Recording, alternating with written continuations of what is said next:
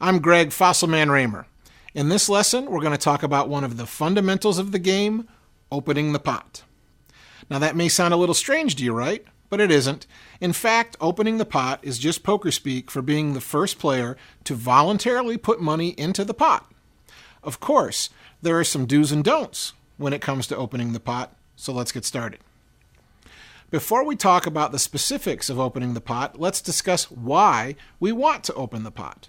Since we've already learned that we want to bet with a purpose, there needs to be a reason before we voluntarily get involved in any hand. Now, the main reasons to open a pot are simple. We have a strong hand, we have good position in the hand, or we have both. With these thoughts in mind, what are we trying to accomplish by opening the pot?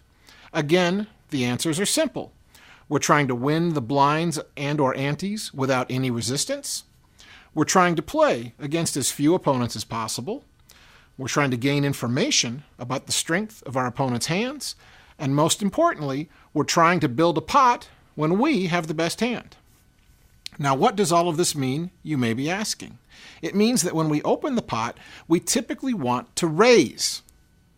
Let's say blinds are 50-100 and we're in middle position with pocket tens.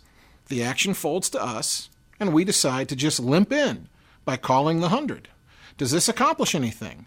Not much. In fact, if we limp in, we make it easier for the players behind us to follow suit with marginal hands because we're giving them better odds to call and see a flop.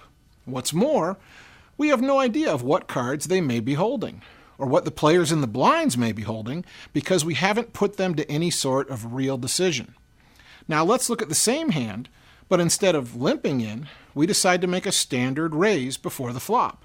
Now our decision to open the pot has some purpose.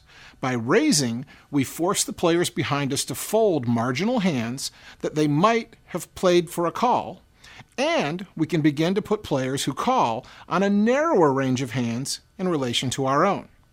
In addition, by raising pre-flop, we are effectively taking the lead and telling our opponents that we have a strong hand and that they should respect this.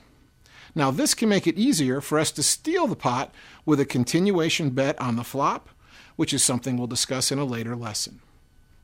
So now that we've determined that opening the pot with a raise is typically the best play, the question is, how much should we raise?